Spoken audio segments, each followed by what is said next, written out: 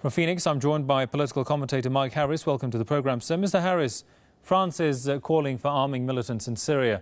Why do you think Western leaders have become so sympathetic with Al Qaeda-linked groups, and what does this tell you?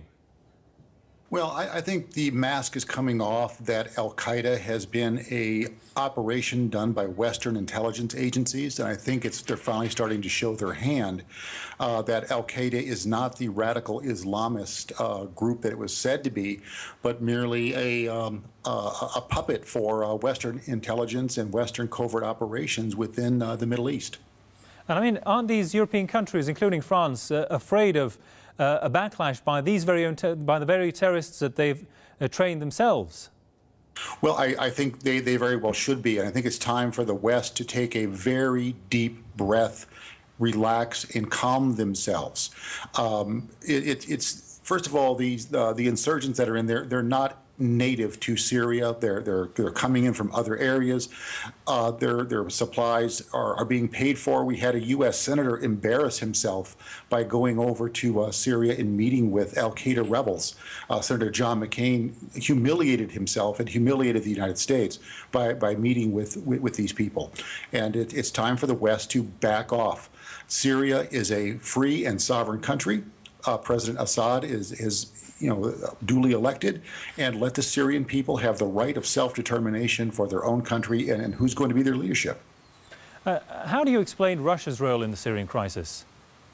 Well, I think Russia's role was prompted by a very foolish move done by Israel. Israel lost a submarine. One of the Dolphin-class nuclear-armed submarines was sunk by Syria. Israel responded by dropping a nuclear-tipped bunker buster bomb on a Syrian command center. That gave Russia every justification in the world to protect their strategic interest in Syria because it's purely defensive from the Syrian people and from the point of Russia. Russia has equipped Syria now with S-300s. Russia's moved their sole aircraft carrier, which is equipped with S-400s, into the area, so that Russia now is in a position to dictate the policy and actually a no-fly zone over the Golan Heights and even over Lebanon if they choose to. And so very briefly, how much do you think these countries will become physically involved in Syria, Russia, for example?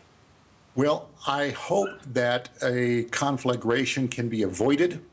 I think now is the time to talk. Now is the time to seek true diplomatic solutions.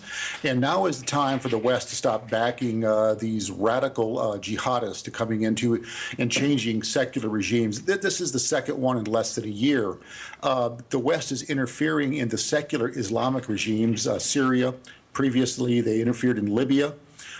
With disastrous consequences all around. And it's time to let the people have the right of self-determination. The Muslim people of the world, they have the right to determine who their government is and what type of government they want to lead them. The West needs to back off and really take a more transactional approach. Let's do business together. Let's do peaceful transactions. Indeed. Political commentator Mike Harris from Phoenix, thanks for your time there, sir.